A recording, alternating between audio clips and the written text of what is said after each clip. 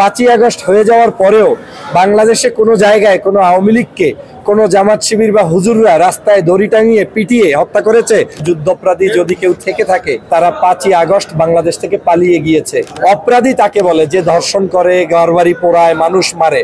আপনার কি বিশ্বাস হয় দেলোয়ার হোসেন সাঈদী মানুষকে মারছে, মতিউর রহমান নিজামী কাউকে মারছে? এরা কি এই কাম করতে পারে?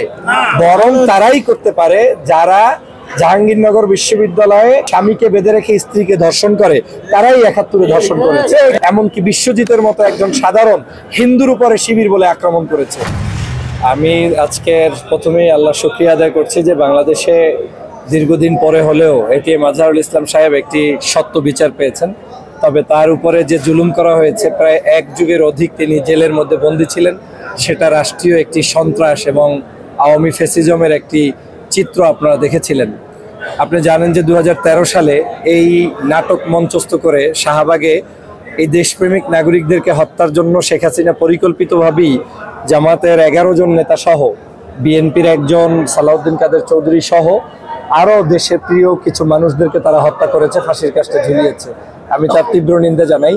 আজকের প্রমাণ হয়েছে যে এই রায়ের মধ্য থেকে পূর্বে যাদেরকে হত্যা করা হয়েছে তারাও নির্দোষ ছিল, এবং এটাও প্রমাণিত হয়েছে বাংলাদেশের একটি দল, জনপ্রিয় সেকেন্ড লার্জেস্ট পার্টি জামাতে ইসলামকে যে এক ধরনের তকমা লাগানো হতো, ট্যাগ লাগানো হতো, রাজনীতিতে তাদেরকে বিচ্ছিন্ন করে দেওয়ার ষড়যন্ত্র হতো, সেখানেও প্রমাণিত হয়েছে যে জামাত একটি নির্দোষ এবং নিষ্কুলুষ সংগঠন। তারা বাংলাদেশের রাজনীতি করে, মানবতার রাজনীতি করে, ধর্মভিত্তিক দল হতেই পারে, কিন্তু তার মানে এই নয় যে তারা কোনো অপরাধ করেছে।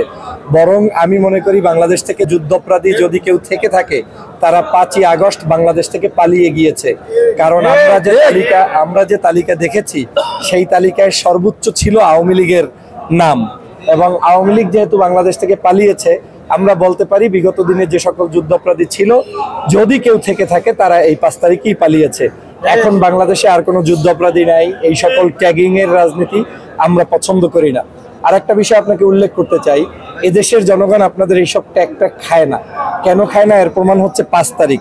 5 তারিখে আপনি দেখেছেন ঢাকা বিশ্ববিদ্যালয়ের বেগম রোকেয়া হলের ছাত্রীরা পর্যন্ত তুমি কে আমি কে রাজাকার বলে স্লোগান তখনই দিয়েছে যখন রাজাকার শব্দটাকে শেখ হাসিনা একটি পণ্যে রূপান্তরিত করেছে, বিক্রি করেছে এবং একটি অশুভ উদ্দেশ্যে করেছে। অর্থাৎ বাংলাদেশের জনগণকে, বাংলাদেশের যারা নতুন প্রজন্ম আছেন তাদেরকে কেউ ভুল ইতিহাস শিক্ষা দিবেন না। উপদেষ্টাদের মধ্যেও যদি কেউ থেকে থাকেন যার মাথার মধ্যে ভিন্ন ধরনের কাজ করছে, যারা এখনো ইতিহাস সম্পর্কে জ্ঞান জানেন না, তাদেরকে সাবধান হতে হবে। কারণ আপনারা বাংলাদেশে টিকে থাকতে হলে এই সকল অপরাধী রাজনীতির উপরে টিকে থাকতে পারবেন না।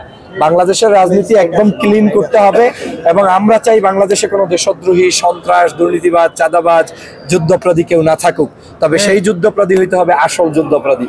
আর একটা জিনিস আপনাকে বলি, যুদ্ধকালীন সময় এই বাংলাদেশের সবাই কিন্তু যুদ্ধে অংশগ্রহণ করে নাই।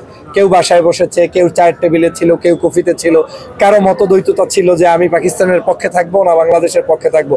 একটা মানুষের এটা হিউম্যান রাইটস, এটা করতেই পারে। অপরাধী তাকে বলে যে ধর্ষণ করে, ঘরবাড়ি পোড়ায়, মানুষ মারে।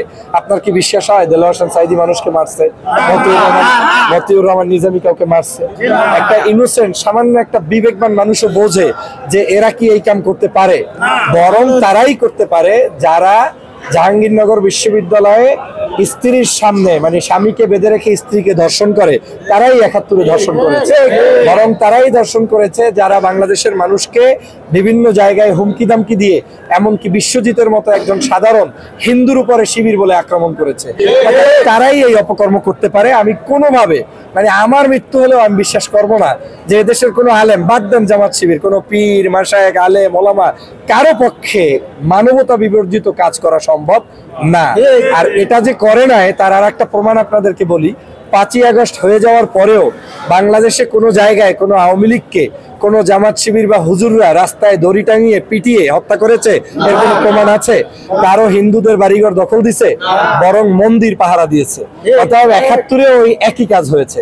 ৭১-এও যারা মানবতা বিবর্জিত কাজ করেছে, বিপরীতে আলেমরা হিন্দুদেরকে বাড়িঘরে আশ্রয় দিয়েছে, তাদেরকে পেলেছে, পুষেছে, ভালোবেসেছে। অতএব ইতিহাস এভাবেই প্রমাণিত হবে। কিন্তু বলার তো কিছু নাই, রাজনীতির মার প্যাচে আজকের এই দশা তারা করেছে, এবং এই নির্লজ্জ দশা করার কারণে হয়তো আল্লাহ পাক এই এটিএম আজহার সাহেবকে এখনো বাঁচাইয়ে রাখছে। কারণ ইতিহাসের তো কারো না কারো সাক্ষী থাকতে হবে। ওনাকে আল্লাহ তাআলা দেখাচ্ছে যে তোমার সামনে দেখো, তোমাকে যারা 12 বছর জেলে রাখছে, তোমার যারা মানে সাথীদেরকে ফাঁসি দিয়েছে, তারা বাংলাদেশ থেকে নির্লজ্জভাবে বেহায়ার মতো বিদায় নিয়েছে। এদেশে যাদের ফাঁসি হয়েছে তাদের তো এই দেশেই কবর আছে নাকি ভাই? আমার তো মনে হয় শেখ হাসিনা এই দেশ থেকে চলে যাওয়ার পরে যদি কোনো কারণে আল্লাহ না করুক এখন তার হায়াত না থাকে, মারা যায়, বাংলাদেশে তার লাশটা আসবে কিনা সন্দেহ। এর কারণ হচ্ছে এটাই আল্লাহ পাকের পক্ষ থেকে একটা বড় ধরনের আজকের শাস্তি। অতএব সেই শাস্তিটার দিকে খেয়াল রেখে আগামীর বাংলাদেশ গঠন করব। আমার পক্ষ থেকে তরুণ প্রজন্মদের প্রতি আহ্বান থাকবে, ভেদাভেদ ভুলে গিয়ে ঐক্যবদ্ধ হয়ে দেশকে গঠন করতে হবে, এবং সেই ঐক্যটা হতে হবে অ্যাকসেপ্ট আওয়ামী লীগের সন্ত্রাস খুনিদের বাদ দিয়ে। যারা দেশপ্রেমিক, সে বিএনপি হোক, জামাত হোক, চরমনাই হোক, শাসনতন্ত্র হোক, হেফাজত হোক, ডানপন্থী অন্যান্য ছোট বড় রাজনীতিবিদ হোক, দেশ রক্ষায় আমাদের এক কাতারে দাঁড়াতে হবে, এর কোনো বিকল্প নাই। সবাই ভালো থাকবেন, আল্লাহ হাফেজ। যে সমস্ত বিচারপতিরা এবং যে সমস্ত তদন্ত কর্মকর্তারা এই সমস্ত মিথ্যা বিচারের আঞ্জাম দিয়েছে, তারা তো বিচারপতিরা তো এখনো হাইকোর্টে ঢুকেছে, আমাদের না বাংলাদেশে 5 তারিখে শেখ হাসিনা চলে গেছে, কিন্তু সবাই তো যায় নাই, আর সবাইকে যাওয়াও সম্ভব না, এটা আপনাকে মেনেই নিয়ে করতে হবে। আপনার বাংলাদেশে যত পুলিশ আছে আপনি একদিনে সব বাদ দিবেন কেমনে? ট্রাফিককে চালাবে, অফিসকে চালাবে, সচিবালয়কে চালাবে, বাস্তবতা মেনে নিতে হবে আমাদেরকে। তো সেজন্য যেটা করতে হবে, আওয়ামী লীগ অপপদ্ধতিতে মানুষদেরকে নিয়োগ দিয়েছে, দলবাজি করেছে, আমরা সেটা করব না। আমরা নিরপেক্ষ দৃষ্টিতে দেশপ্রেমিক নাগরিকদেরকে নিয়োগ প্রদান করতে হবে। সেজন্য আমি সচিবালয় থেকে শুরু করে আপনার বিচারালয় থেকে শুরু করে সব জায়গায় যাতে নিরপেক্ষ ব্যক্তিরা, সে যে দলের হোক, শিবির করলেও সে যেন ঢুকতে পারে, একজন পীর সাহেবের মুরিদ কিন্তু দেশপ্রেমিক সেও যেন ঢুকতে পারে, অথবা একজন ব্যক্তি বিএনপি করে কিন্তু দেশপ্রেমিক সেও যেন ঢুকতে পারে, মানে বৈষম্য আর থাকবে না। এরকম একটা বিচার বিভাগ যখন হবে তখনই আপনি সত্যিকার বিচারটা পাবেন। আর বিচারালয়ে আমরা যাই কেন? বিচারালয় তো আমি কাউকে প্রহসন করতে যাই না, আমি ভিকটিম, আমি দেশের নাগরিক। এখন আমি হিন্দু হই, মুসলমান হই, আমাকে রাইট ডিসিশন দিতে হবে আপনার, কিন্তু এই জিনিসটা 16 বছর ছিল না। আপনাদেরকেও ধৈর্য ধরতে হবে, দেশবাসীকেও ধৈর্য ধরতে হবে। আর যে কোনো কিছু হুটহাট করে কাউকে আপনার রাজাকারও যেমন বানাবো না, কাউকে হুটহাট করে রয়ের দালালও বানাবো না, কাউকে হুটহাট করে দেশ বিরোধীও বানাবো না। তাহলে দেশটা গৃহযুদ্ধের দিকে চলে যাবে। দেশটায় সবাই মিলে বসবাস করে সুন্দর একটি সমাজ প্রতিষ্ঠা আমাদের করতে হবে, এটাই আমার প্রত্যাশা। সবাইকে ধন্যবাদ।